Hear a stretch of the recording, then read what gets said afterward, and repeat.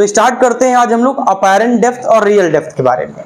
बेटा आपको मालूम है कि सपोज दैट कि हम थोड़ी देर के लिए मान लें कि किसी सरफेस को जो पानी के अंदर कोई चीज पड़ी होती है, तो अगर उसको हम देखते हैं तो हमको ऐसा फील होता है कि ऑब्जेक्ट अपनी मीन पोजीशन पर नहीं है, या तो मीन पोजीशन से कुछ अपवर्ड आपको दिखती है, या तो ऐसा लगता है कि जितनी डेप्थ में होनी चाहिए उससे ज्यादा डेप्थ में आपको दिख रहा है। तो ऐसा फिनोमिना क्यों होता है, तो इसी को जानने के लिए हम टॉपिक स्टार्ट करते हैं अपैरेंट डेप्थ। हमने बेटा एक यहां पर सरफेस लिया, इस सरफेस में हमने इस बॉटम तक, यहां पर इस सरफेस तक एक वाटर फिल कर दिया, ठीक। और यहां पर हमने बेटा एक यहां पर कॉइन डाल दिया, ठीक। अब इस कॉइन से जो रेज आ रही हैं हमारी आंखों की तरफ, जब यहां से हम देख रहे हैं इसको, तो जब हम यहां से देख रहे हैं तो जो रेज हमारी यहां पर आ रही हैं, तो मान लो एक तो बेटा विदाउट ट्रेवलिंग स्ट्रेट लाइन, बिना डिफ्लेक्ट हुए वो सीधे चली गई, ठीक है। लेकिन ऐसा नहीं है, किसी भी फॉर्मेशन ऑफ इमेज बनाने के लिए एटलीस्ट 2 रेज की नीड होती है, एक सिंगल रेज से इमेज नहीं बनती है। तो हम एक काम करते हैं, क्योंकि डेविएशन है, ये डेंसर है, ये रेयरर है, हम let that is N2, this is denser medium, ये हमारा कैसा मीडियम, डेंसर, और बेटा दिस इज N1 हमने लेट कर लिया, ये कैसा है, रेयरर मीडियम है। अब थोड़ा सा सोचो, दिमाग लगाओ कि अगर ऐसी सिचुएशन है तो इसको मैं O मान लेता हूं, इस पॉइंट को बेटा मैं O मान लेता हूं, इस पॉइंट को जो बेस पर बना है इसको मैं A लेट कर लेता हूं, इसकी थिकनेस को बेटा हम T लेट कर लेते हैं, इसकी थिकनेस को क्या मान लेते हैं, हम T मान लेते हैं। तो बताओ जो यहां से रे स्टार्ट हुई, जब वो यहां पे पहुंची तो वो अब जाएगी तो रेयरर मीडियम में चली जाएगी, तो रेयरर मीडियम में जाएगी तो लेटर नॉर्मल, हमने यहां पर बेटा एक नॉर्मल क्रिएट कर दिया। जो आपने नॉर्मल क्रिएट किया है उस नॉर्मल से अब चेक करो डेंसर टू रेयरर जाते हैं तो अवे फ्रॉम नॉर्मल, नॉर्मल से हम लोग दूर जाते हैं, तो ये नॉर्मल है। अब इधर जाओगे तो पास पहुंचोगे, इसका मतलब कुछ बेंड होगा ना, तो बेटा इसको मैं कुछ यहां पर बेंड कर देता हूं, ठीक है। इस एंगल को बेटा क्या कहोगे, इस एंगल को बेटा क्या कहोगे, इंसिडेंस एंगल आई। बेटा ये एंगल आई तो ये एंगल भी कितना होगा बच्चों, आई होगा, ठीक है। अब बेटा ये बताओ ये एंगल कितना होगा, आर होगा। जरा हम देखें इमेज कैसे बन रही है, तो बेटा इसको हम थोड़ा पीछे कर लेते हैं, इसको थोड़ा हमने क्या किया, पीछे कर लिया, तो ये बेटा हमारी इमेज हो गई, ये हमारी क्या हो गई, इमेज। मतलब ये ऑब्जेक्ट यहां पर था, अब आपको फील यहां पर हो रहा है, तो लेट आई, इसको क्या मान लेते हैं, आई। बेटा बताओ ये एंगल आर है तो ये एंगल भी कितना होना चाहिए, आर होना चाहिए। ये बेटा हमारा क्या है, बेस हो गया। सरफेस ध्यान रखना, सरफेस कहां से लोगे, अपवर्ड, डाउनवर्ड समझ लीजिएगा। जो वाटर का सरफेस है ना, वहीं से आप डेप्थ को लेना है, वहीं से हर डिस्टेंस को मेजर करना है। तो बेटा N2 क्या है, मीडियम। क्या आपको दिख रहा है N2 से लाइट आ रही है, N2 से लाइट क्या आ रही है, तो N2 क्या है, N2 वो मीडियम है जिससे बेटा, जिससे लाइट आ रही है, ठीक है। और बेटा बताओ N1 कौन सा मीडियम है, जिसमें लाइट आ रही है, जिसमें लाइट आ रही है। N2 क्या है बेटा, जिससे लाइट आ रही है, जिस मीडियम से आ रही है, जिससे निकल रही है। N1 कौन सा है, जिस मीडियम में लाइट पहुंच रही है, जिस मीडियम में लाइट पहुंच रही, तो जिससे निकलकर जहां पहुंची है इसलिए लिख दिया जाता है, तो न्यूमेरिकल करते समय थोड़ा आसानी रहती है। तो जरा अब हम स्टार्ट करते हैं इस फिनोमिना को करना। अच्छा थोड़ा सा दिमाग लगाएं आप कि लेटा मान लेते हैं कि बेटा ये डेप्थ कितनी है, D है, और थोड़ी देर के लिए ये मान लेते हैं कि ये कितना है, D डैश। इसको बेटा मैंने D लेट कर लिया और इसको बेटा क्या लेट कर लिया, D डैश का लेट कर लिया। अगर आपको थोड़ा सा डाउट लगता है कि बुकों में ज्यादातर D के नाम से यूज किया जाता है, तो आप इसको D कर सकते हैं, ऐसा कुछ नहीं है, सिंबल है, आप इसको D कर लीजिए तो आप इसको D डैश मार लीजिए, ठीक है। हम बुक के हिसाब से चलते हैं, इसको D कर लेते हैं, इसको D डैश कर लेते हैं। बताइए बेटा जब हम N2 से N1 में जाएंगे तो refractive index of first medium with respect to second medium, तो बताओ क्या लिखेंगे, 2n1, क्या लिखना चाहिए हमको, 2n1। तो फॉर्मूला क्या बेटा, sine i upon sine r. अब बताओ इसको हम क्या लिखेंगे बेटा, n1 upon n2 equal sine i upon sine r. ठीक है, इसको हम सॉल्व करना स्टार्ट करते हैं। तो चाहो तो अलग से साइन आई की वैल्यू निकाल लो। आपके पास मैं काम करता हूं, एक ट्रायंगल ले लेता हूं, इसका नाम बेटा लिख देते हैं बी। सबसे पहले बेटा मैंने क्या लिया, ये आई है ए ओ बी। तो जरा बताओ ए ओ बी में ये 90 डिग्री है, तो ये हाइपोटेनस होगा। तो बताओ बेटा sine I equal perpendicular upon hypotenuse. तो परपेंडिकुलर हो गया बेटा ए बी और हाइपोटेनस हो गया बेटा ओ बी। तो बताओ क्या बना, ए बी अपान ओ बी। ऐसे ही बेटा अगर जब हम साइन आर को निकालते हैं तो साइन आर फिर वही कहानी की परपेंडिकुलर और हाइपोटेनस कितना बेटा आई बी। तो ए बी अपान आई बी।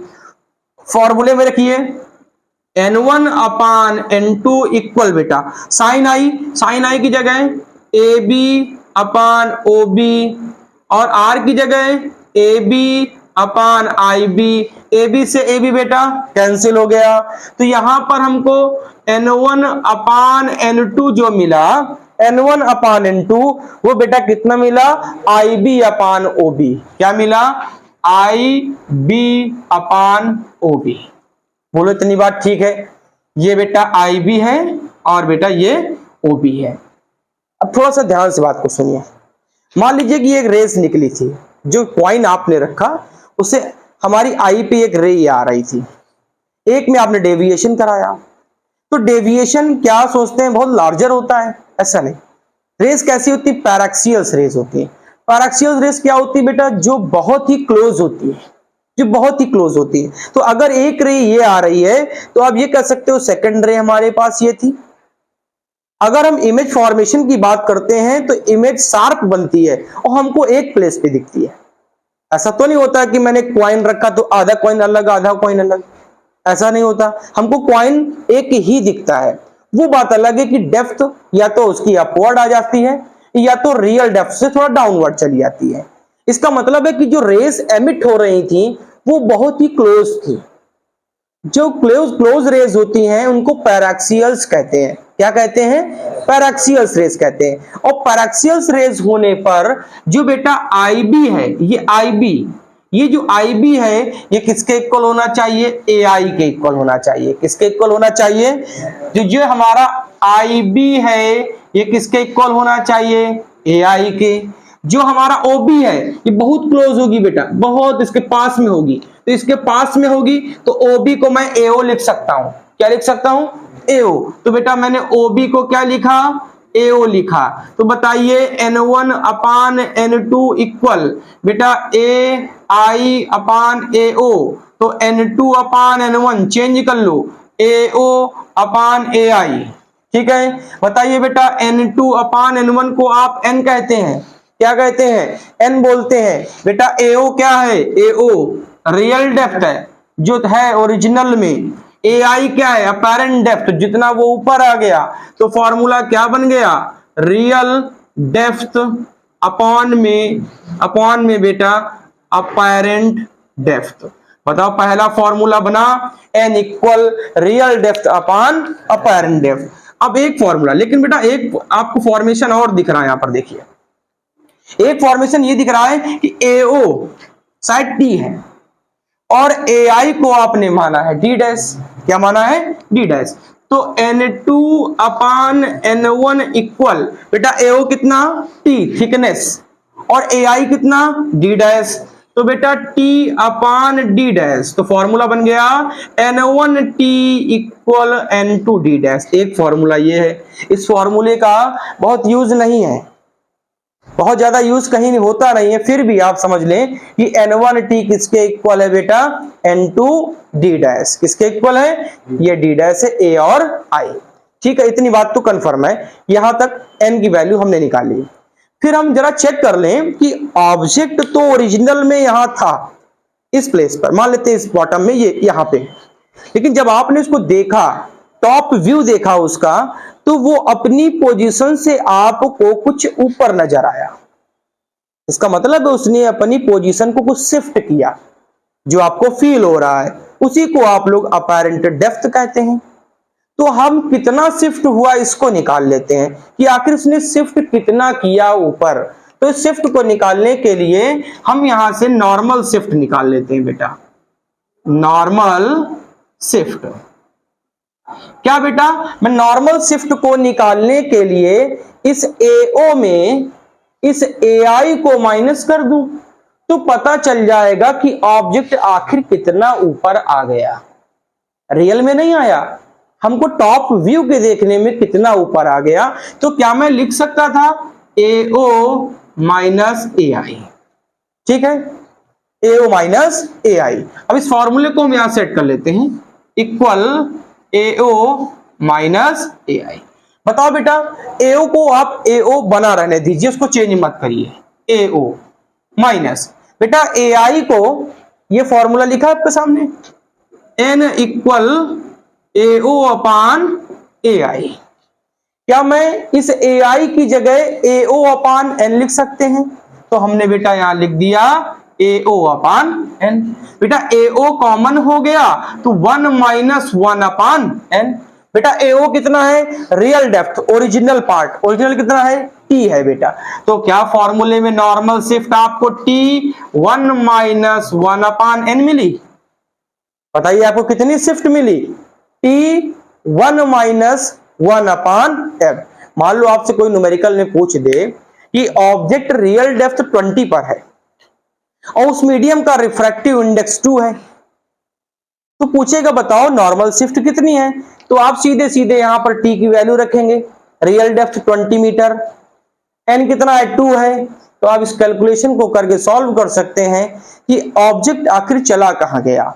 अगर थोड़ी देर एग्जांपल में आपको करना है कि नहीं, हम करके देखते हैं, तो करके देख लीजिए। T कितना दिया है? 20 मीटर, मतलब ओरिजिनल ये हिस्सा कितना है? 20 मीटर का। हम मान लेते हैं कि N कितना है? 1.5 है, क्योंकि ग्लास का 1.5 लेते हैं आप लोग, तो आप 1.5 ले लीजिए। तो सॉल्व करिए, नॉर्मल शिफ्ट कितनी आई? तो T हो गया 20, 1 माइनस 1.5, 1.5 ऊपर गया, 1.5 में 1 को माइनस करोगे तो 0.5 बचेगा। तो 20 इंटू 0.5 अपान 1.5, पॉइंट से पॉइंट कैंसिल, 5 3 जा 15, तो 3 6 जा 18, 6.67। बताइए ये 20 पर था, कितने पर था? 20 पर। आपने कितना शिफ्ट करा दिया? 6.67। इसका मतलब ऊपर से कितना बचा? बेस से। तो आप सॉल्व कर सकते हैं, 20 में 6.67 को माइनस कर लें तो 13.34। तो कितना आंसर आ जाएगा? 13.34। नॉर्मल शिफ्ट कितनी आई?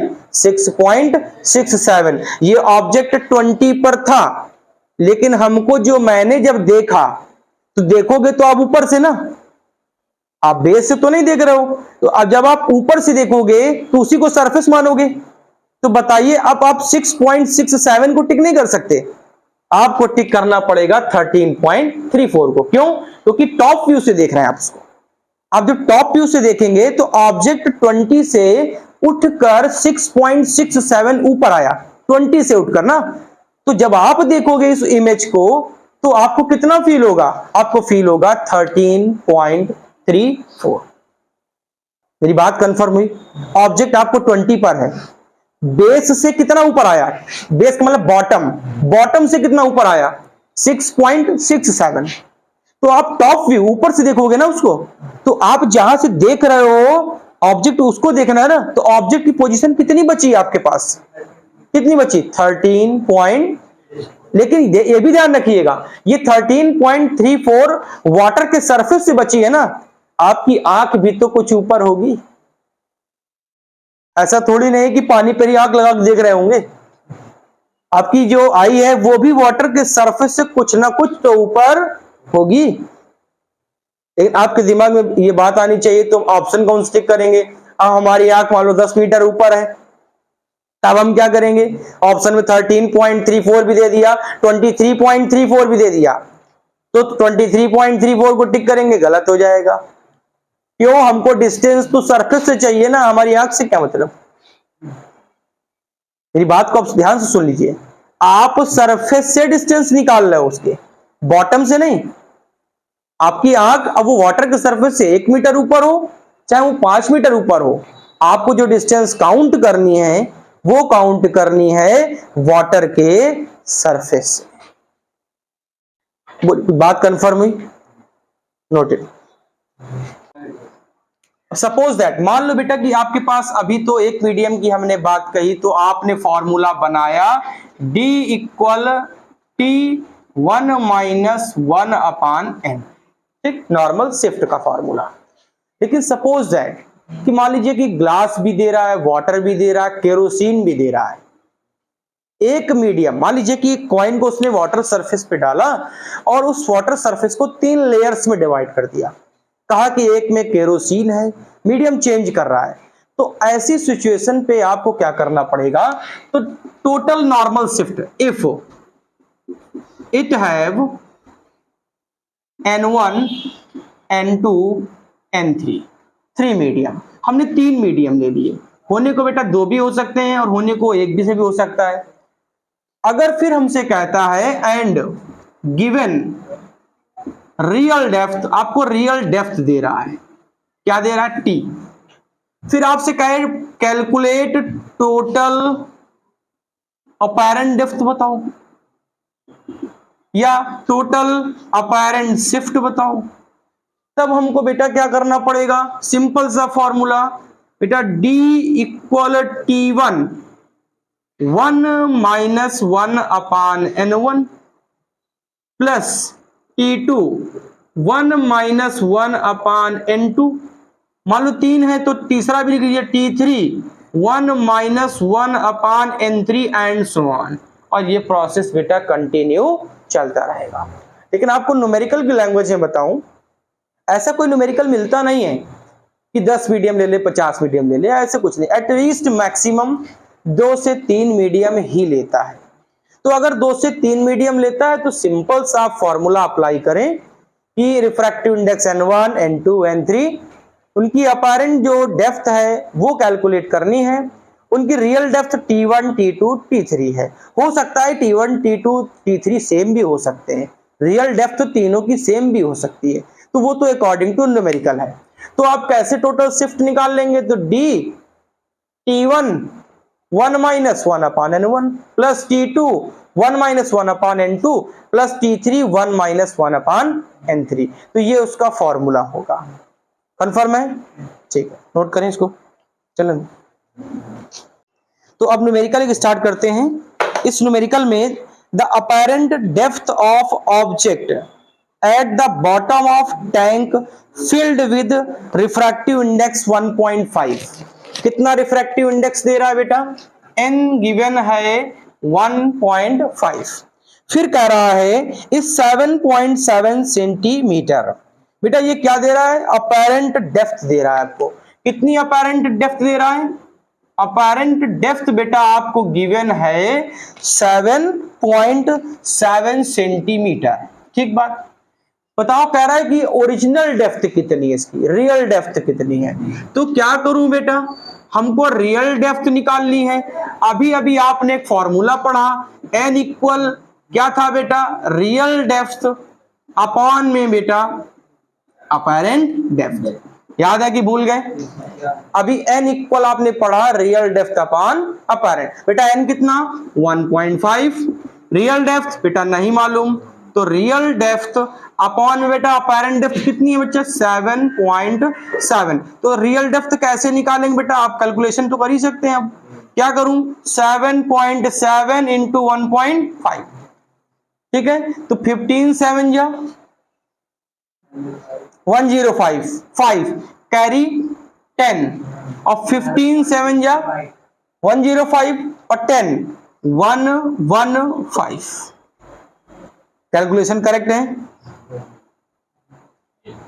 ठीक है। 1 2 11.55। देखो अपैरेंट डेप्थ कितनी थी? 7.7। ठीक बेटा, और रियल डेप्थ कितनी आई? 11.55। क्या बता सकते हो कितना शिफ्ट हुआ? क्या आप बता सकते हैं बॉटम से कितना शिफ्ट हुआ? 11.55 में इसको माइनस कर दीजिए, तो 11.55 में अप्रॉक्स 7.7 माइनस करो तो मेरे हिसाब से 3.8 समथिंग। बॉटम से कितना शिफ्ट हो गया? 3.8 शिफ्ट हो गया। ओके, सेकंड न्यूमेरिकल सॉल्व करें।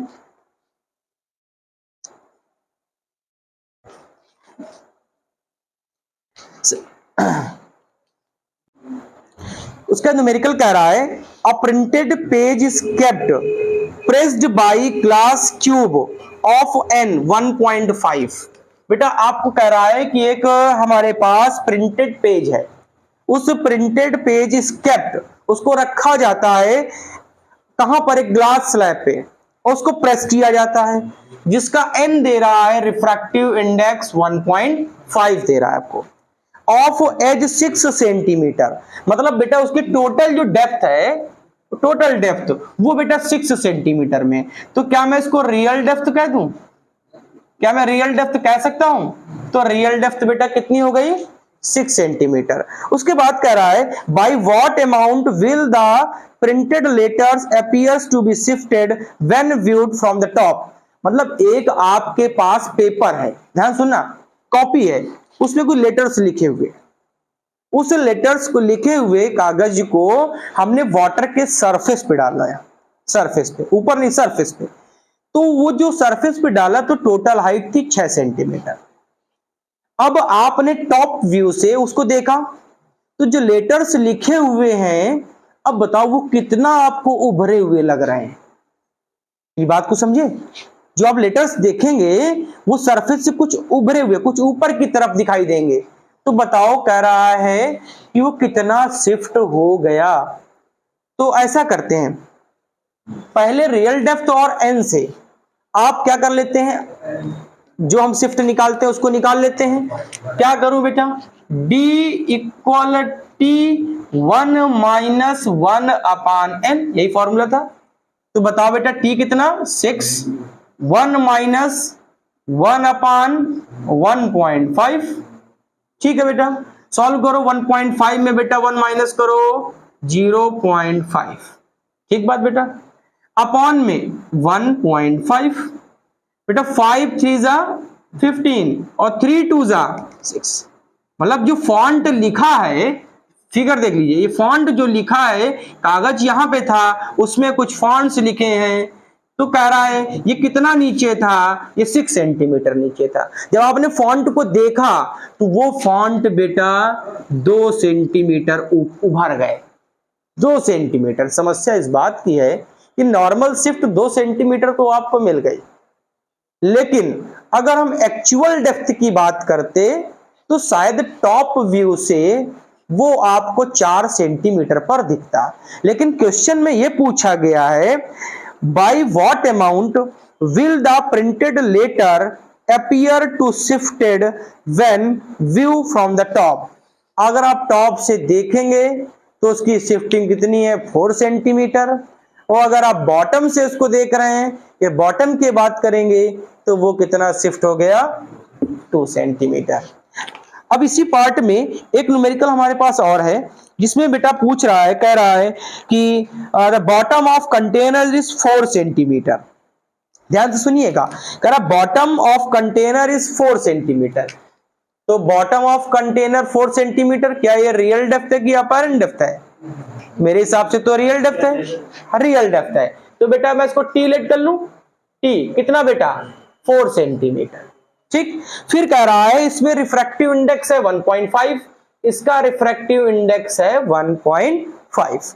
फिर कह रहा है the container contains two liquids A and B. इस कंटेनर में 2 लिक्विड है बेटा, लिक्विड ए और बेटा लिक्विड बी। 2 लिक्विड यहां यूज कर लिए।